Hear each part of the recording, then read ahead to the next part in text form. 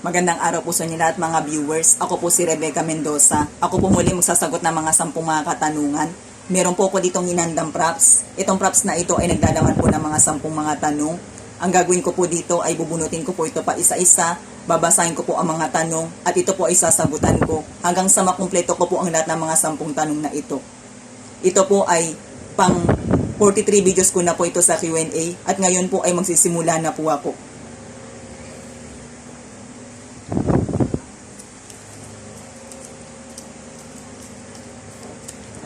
Para sa iyo, ang buhay ba ay madali o mahirap? Para sa akin, ang buhay ay mahirap.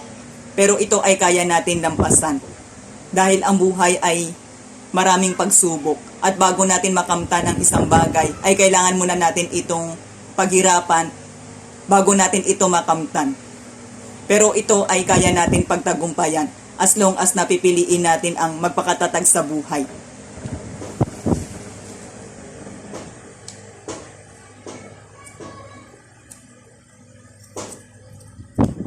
Okay lang ba na hindi tayo sumubok? Kung ito'y malayo pa sa ating kakayahan at hindi kaya ng ating gastos, ay okay lang na hindi pa natin ito piliin na subukin. Pero importante pa rin na meron pa rin tayong pinipili na subukan na mas madali at kaya ng ating gastos. Para meron pa rin tayong mapagtagumpayan sa buhay at marating sa buhay.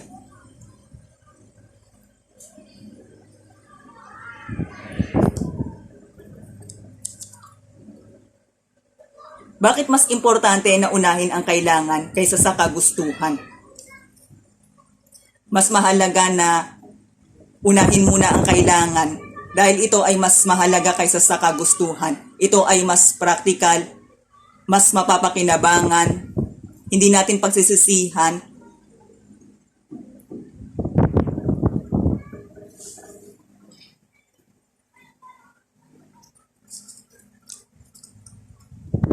Kailan nagiging mali ang hiya? Nagiging mali ang hiya kapag tayo ay hindi kumikilos. Palagi tayong umaasa, hindi tayo nagtatanong lalo na kung ito ay kailangan natin.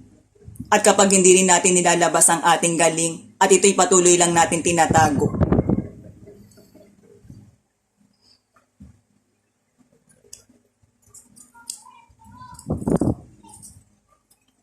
Aling mahirap ang gusto mo? Ang mahirap na gusto ko ay yung yumaman ako na galing sa pagsisikap at pagtsatsaga para magkaroon ng magandang fruitful ang aking pagsisikap at pagtsatsaga. At para mas magkaroon ako ng oportunidad na makatulong sa mga tao, lalo na sa mga tao na nangangailangan. At naniniwala ako na mas best kapag tayo ay yumaman na galing sa pagtsatsaga at pagsisikap. Dahil mas matututo tayo kung paano magpahalaga sa biyaya na ating natatanggap.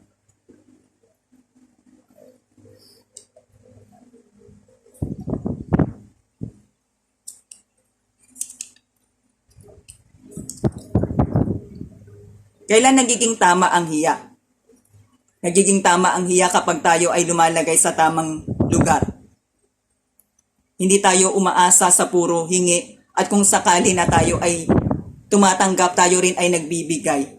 At kapag tayo rin ay nagsisikap sa buhay, tinutulungan natin mabuti ang ating sarili para maiahaw natin mabuti ang ating sarili sa pinakaabot ng ating makakaya.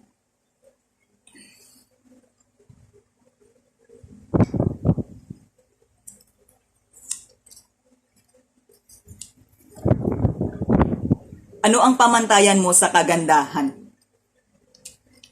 Kapag maayos ang kalidad nito, sa makatuwid nakikita ang kagandahan kapag maayos ang kalidad nito. Gayon din sa ating katangian, kapag maganda ang ating ugali at nilalaman ng ating puso, ay dito tunay na nakikita ang ating kagandahan. Kaya ang pamantayan ko sa kagandahan ay hindi ang pisikal na itsura nito, kundi ang tinitignan ko sa tao ay ang kanyang gawa o performance. At higit sa lahat, ang pinakahigit kong tinitignan sa tao ay ang kanyang ugali.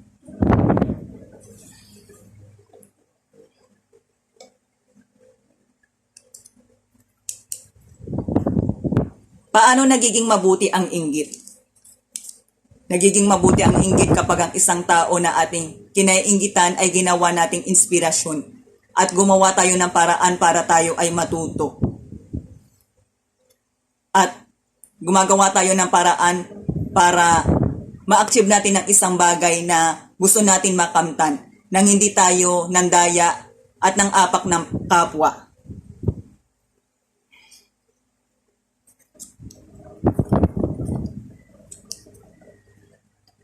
Bakit mas mahalaga na isipin ang paraan kaysa sa dahilan? Mas mahalaga na isipin ang paraan dahil sa paraan ay mas makakalikha tayo ng solusyon. Mas kakayanin natin ang mabuhay kahit na mahirap. At mas lalo tayong matututo sa buhay dahil ginagamit natin ang ating tapang at pag-iisip.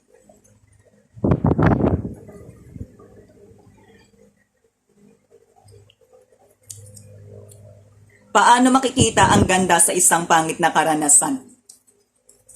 Kapag positibo pa rin ang pagtingin natin dito, hindi tayo nawawalan ng pag-asa kahit na meron man tayong pagsubok na pinagdadaanan. Dahil kapag positibo pa rin ang pagtingin natin sa buhay, kahit na meron man tayong pagsubok na pinagdadaanan, ay dito natin makikita ang totoong ganda ng buhay. At napapatunayan natin na tayo ay malakas at kaya natin ang magtagumpay.